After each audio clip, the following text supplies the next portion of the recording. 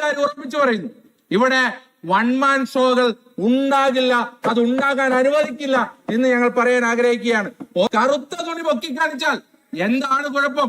രണ്ട് കറുത്ത തുണി ഇങ്ങനെ വീശുന്നതല്ലേ, അതിലെന്താണ് ജനാധിപത്യ വിരുദ്ധത എന്ന് ചോദിച്ച ഒരു പാർട്ടി സെക്രട്ടറി ഉണ്ടായിരുന്നു. പക്ഷെ അദ്ദേഹം മുഖ്യമന്ത്രി ആയി കഴിഞ്ഞപ്പോ കറുത്ത തുണി പൊക്കിക്കാണിച്ചവരെ പോലീസ് അടിച്ചു എന്ന് മാത്രമല്ല, ഗൺമാന്മാരെ കൊണ്ട് അടിപ്പിച്ച് അവരെ അടിച്ചമർത്തുന്ന ദൃശ്യം നമ്മൾ കണ്ടതാണ്.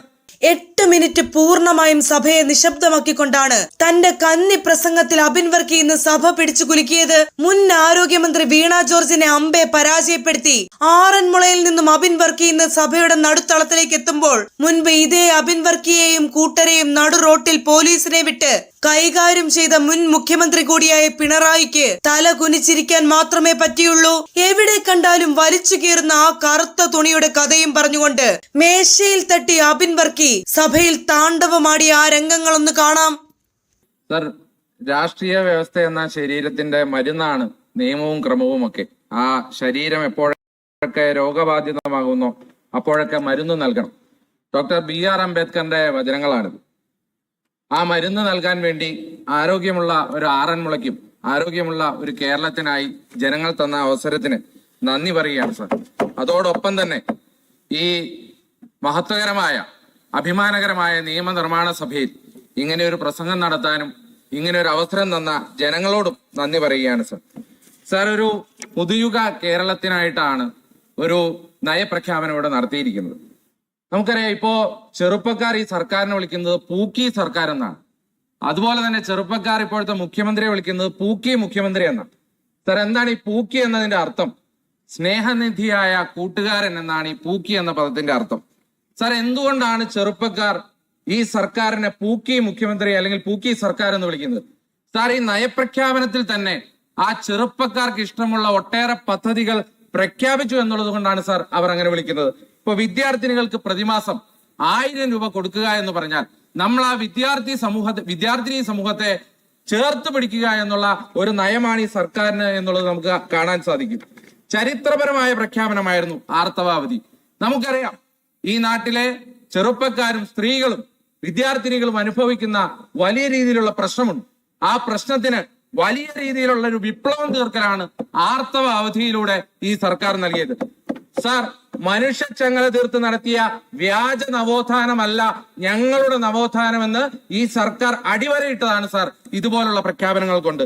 PSC റാങ്ക് ലിസ്റ്റിൽ നിയമനത്തിന് വേണ്ടി മുട്ടിലഴിയുന്ന ചെറുപ്പക്കാരെ കേരളം കണ്ടതാണ്. പക്ഷെ ആ ചെറുപ്പക്കാരടക്കം ഈ സർക്കാരിൽ വിശ്വാസം അർപ്പിക്കുകയാണ് സാർ.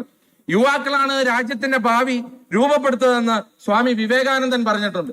സാർ, 5 ലക്ഷം രൂപ പലിശരഹിത വായ്പ കൊടുക്കുന്നതിലൂടെ ഈ നാട് ഇന്ന് നേരിടുന്ന ഏറ്റവും വലിയ പ്രശ്നം, ചെറുപ്പക്കാരുടെ പ്രശ്നം, അത് മൈഗ്രേഷൻ ആണ് സാർ. +2 കഴിയുമ്പോൾ തന്നെ ചെറുപ്പക്കാർ ഈ നാട് വിട്ട് പുറത്തേക്ക് പോകാൻ ആഗ്രഹിച്ചിരിക്കുകയാണ്. എന്തുകൊണ്ടാണ് സാർ അവർ അങ്ങനെ ആഗ്രഹിക്കുന്നത്? അവർക്ക് ഈ നാട്ടിൽ നിൽക്കാനുള്ള അവരുടെ ഫെസിലിറ്റീസും അവർക്ക് വേണ്ട സംവിധാനവും ഇല്ലാത്തതുകൊണ്ടാണ് സാർ. അവർക്ക് ഇവിടെ സംവിധാനം ഒരുക്കുക എന്നുള്ളതാണ് ഈ സർക്കാരിന്റെ ഏറ്റവും വലിയ നയം. സാർ, വയോജന വകുപ്പ് ആറന്മുള അടക്കമുള്ള എന്റെ നിയോജക മണ്ഡലത്തിൽ ഏറ്റവും കൂടുതൽ ഉപകാരപ്രദമാകുന്ന ഒന്നാണ്. വയോജന വകുപ്പ് ഒരു വിപ്ലവം തന്നെയാണ് സൃഷ്ടിക്കപ്പെടുന്നത്. വയോജനങ്ങൾക്ക് വേണ്ടിയുള്ള ആ വകുപ്പ് അത് തീർച്ചയായിട്ടും അതൊരു കെയർ എക്കണോമിയുടെ ഭാഗം കൂടിയാണ് സാർ. ഇവിടെ മയക്കുമരുന്നിനെതിരെയുള്ള വലിയ യുദ്ധം തന്നെ പ്രഖ്യാപിച്ചിരിക്കുകയാണ്. ഓപ്പറേഷൻ തൂഫാൻ അടക്കമുള്ള യുദ്ധത്തിലൂടെ മയക്കുമരുന്ന് മാഫിയയെ അമർച്ച ചെയ്യുക എന്നുള്ളതാണ് ഈ സർക്കാരിന്റെ നയമെന്ന് നയപ്രഖ്യാപനം സൂചിപ്പിക്കുകയാണ്. സാർ, ഇവിടെ AI വേണ്ടി പ്രത്യേകമായ ഒരു വകുപ്പ്. നമുക്കറിയാം, ഇപ്പോ BP-യും ഷുഗറും നോക്കണമെങ്കിൽ ആരും ഒരു ക്ലിനിക്കിലേക്ക് പോകേണ്ട ആവശ്യമില്ല, കയ്യിൽ ഒരു വാച്ച് കെട്ടിയാൽ മതി. അങ്ങനെ നമ്മുടെ നാട്ടിലെ ചെറുപ്പക്കാർക്ക് ആർട്ടിഫിഷ്യൽ ഇന്റലിജൻസിന്റെ പുതിയ വാതായനങ്ങൾ തുറക്കാൻ AI വകുപ്പ് ഇവിടെ തുടങ്ങിയിരിക്കുകയാണ് സാർ. ഇവിടെ മെന്റൽ ഹെൽത്തിനെ പറ്റി പറയുന്ന ആദ്യത്തെ നയപ്രഖ്യാപനമായിരിക്കും അത്.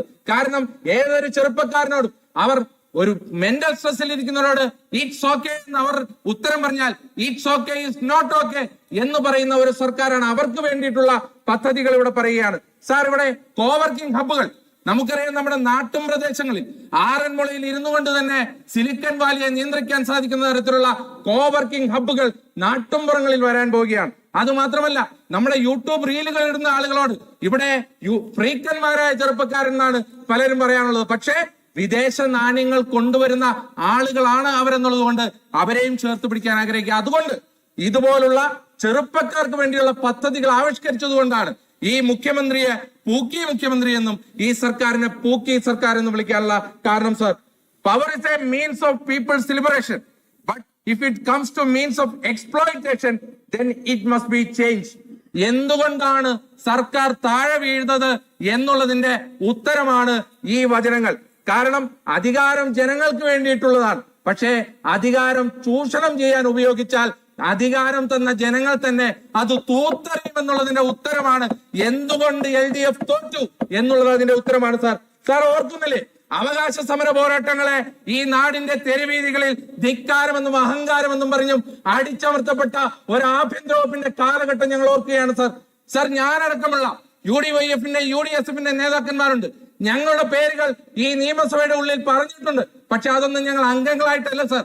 ഞങ്ങൾ അടക്കമുള്ളവരെ ഈ സെക്രട്ടേറിയറ്റിന് മുമ്പിലും നിയമസഭയുടെ മുമ്പിലും അവകാശ സമര പോരാട്ടങ്ങളുടെ പേരിൽ ഞങ്ങൾ നടത്തിയ സമരങ്ങളെ അടിച്ചമർത്തിയ ആഭ്യന്തര വകുപ്പിന്റെ കിരാത നടപടികൾക്കെതിരെയുള്ള ഈ സഭയിലെ പ്രസംഗങ്ങളിലാണ് സാർ ഞങ്ങൾ കോട്ട് ചെയ്തിരിക്കുന്നത്. സാർ ഇവിടെ പറഞ്ഞത് സിസ്റ്റം എററായിരുന്നു എന്നാണ്. ആ സിസ്റ്റം കറക്റ്റ് ചെയ്യുന്നതിന് വേണ്ടിയിട്ടുള്ള ഒരു സർക്കാരായിരിക്കും സാർ. ഒരു കാര്യം ഉറപ്പിച്ചു പറയുന്നു, ഇവിടെ വൺ മാൻ ഷോകൾ ഉണ്ടാകില്ല, അത് ഉണ്ടാകാൻ അനുവദിക്കില്ല എന്ന് ഞങ്ങൾ പറയാൻ ആഗ്രഹിക്കുകയാണ്. ഒന്ന് ചിരിച്ചാൽ ഇവിടെ ഓരോ ദന്തഗോപുരങ്ങളും ഇവിടെ താഴെ വീഴാൻ പോകുന്നില്ല. ജനാധിപത്യ പ്രതിഷേധങ്ങളെ അടിച്ചമർത്താൻ പോകുന്നില്ല. കറുത്ത തുണി പൊക്കിക്കാണിച്ചാൽ എന്താണ് കുഴപ്പം? രണ്ട് കറുത്ത തുണി ഇങ്ങനെ വീശുന്നതല്ലേ, അതിലെന്താണ് ജനാധിപത്യ വിരുദ്ധത എന്ന് ചോദിച്ച ഒരു പാർട്ടി സെക്രട്ടറി ഉണ്ടായിരുന്നു. പക്ഷെ അദ്ദേഹം മുഖ്യമന്ത്രി ആയി കഴിഞ്ഞപ്പോ കറുത്ത തുണി പൊക്കിക്കാണിച്ചവരെ പോലീസ് അടിച്ചു എന്ന് മാത്രമല്ല, ഗൺമാന്മാരെ കൊണ്ട് അടിപ്പിച്ച് അവരെ അടിച്ചമർത്തുന്ന ദൃശ്യം നമ്മൾ കണ്ടതാണ്.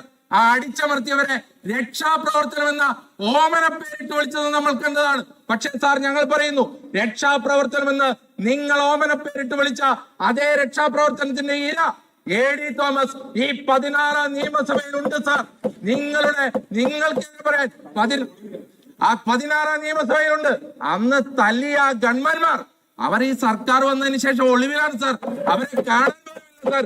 അതുകൊണ്ട് ഇവിടെ അടിച്ചമർത്താൻ ഞങ്ങൾ അനുവദിക്കില്ല സാർ. ഇവിടെ അങ്ങനെ വളഞ്ഞിട്ട് തല്ലുന്ന ഇടുമ്പന്മാരുടെ ഭരണമായിരിക്കില്ല സാർ. ഇവിടെ ശ്രീ K. കരുണാകരൻ, ശ്രീ ഉമ്മൻചാണ്ടി അവരെ പോലുള്ള ദിഷണാചാരികൾ കാണിച്ചു തന്ന പാതയിലൂടെ ആയിരിക്കും ഞങ്ങൾ പോകുന്നത് സാർ. ഇവിടെ ബേപ്പൂരംഗം കുറെ BJP-യുമായി ബന്ധപ്പെട്ട കുറെ കാര്യങ്ങൾ പറഞ്ഞു. ബഹുമാനപ്പെട്ട ബേപ്പൂരംഗത്തെ എനിക്ക് ഓർമ്മിപ്പിക്കാനുള്ളത്, വിഴിഞ്ഞത്തിന്റെ ഉദ്ഘാടന വേദിയിൽ യോഗി ആദിത്യനാഥിന്റെ കത്തെടുത്ത് വായിച്ചപ്പോ താങ്കളടക്കമുള്ളവർ എവിടെ പോയെന്ന് നിങ്ങൾ ചോദിക്കാൻ ആഗ്രഹിക്കുകയാണ്. വിഴിഞ്ഞം ഉദ്ഘാടന വേദിയിൽ KPCC അധ്യക്ഷനെ വിളിക്കാതെ ഒരു MLA പോലും അല്ലാതിരുന്ന BJP സംസ്ഥാന അധ്യക്ഷനെ വിളിച്ചിരുത്തിയപ്പോ താങ്കളടക്കമുള്ളവർ എവിടെ പോയിരുന്നു സാർ? ഇവിടെ ഉമ്മൻചാണ്ടി സാറിന്റെ പേര് പോലും പറഞ്ഞിരുന്നില്ല. കണ്ണൂർ VC നിയമനമാണല്ലോ പറഞ്ഞത്.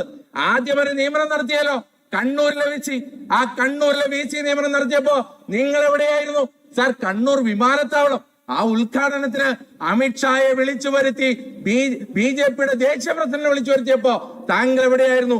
അത് മാത്രമല്ല, ഇവിടെ BJP അംഗം CMRL-ന്റെ MD ആരാണ് എന്നറിയാമോ എന്നൊക്കെ ചോദിക്കുന്നത് കേട്ടു.